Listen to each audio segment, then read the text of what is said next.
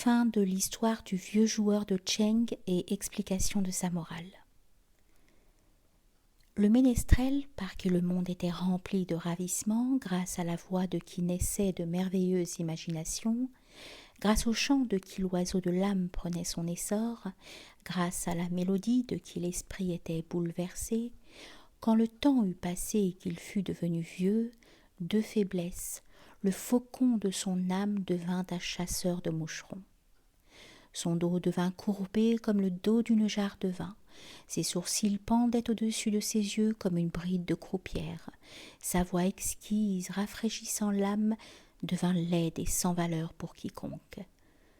La voix qui avait causé la jalousie de Zora, Vénus, était à présent comme le braiement d'un vieil âne. En vérité, quelle belle chose y a-t-il qui n'est devenue laide? Quel toit qui n'est devenu un tapis?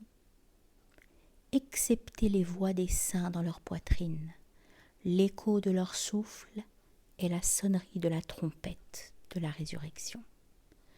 Leur cœur est celui par lequel tous les cœurs sont rendus ivres. Leur non-existence est celle par laquelle nos existences sont rendues existantes. Le saint est l'ambre de toute pensée et de toute voix. Il est le délice de la révélation et l'inspiration du mystère. Lorsque le ménestrel fut devenu âgé et faible, comme il ne gagnait rien, il devint endetté pour une seule miche de pain. Il dit « Tu m'as donné une longue vie et un long répit. Ô mon Dieu, tu as accordé tes faveurs à un pauvre misérable. Pendant 70 années j'ai commis des péchés. Cependant, pas un seul jour tu ne m'as privé de ta générosité. Je ne puis rien gagner aujourd'hui. Je suis ton invité. Je jouerai du Cheng pour toi, car je suis à toi. » Il prit son Cheng et s'en alla à la recherche de Dieu jusqu'au cimetière de Médine, criant « Hélas !» Il disait « Je demande à Dieu le prix de la soie pour les cordes de mon luth, car dans sa bonté, il accepte la fausse monnaie. » Il joua longtemps du Cheng, puis pleurant, posa sa tête sur le sol. Il fit du Cheng son oreiller et s'étendit sur une tombe. Le sommeil s'empara de lui.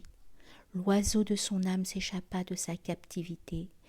Elle laissa Cheng et joueur de Cheng et s'enfuit. Elle se libéra du corps et de la souffrance de ce monde dans le monde spirituel et le domaine de l'âme.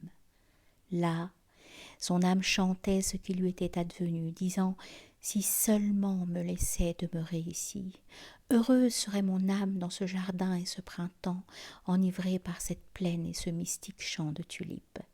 Je voyagerais sans tête ni pied, je mangerais du sucre sans lèvres ni dents. La mémoire et la pensée délivrées de la souffrance du cerveau, je me réjouirais avec les habitants du ciel. Les yeux fermés, je verrais un monde. Sans main, je cueillerais les roses et le basilic. »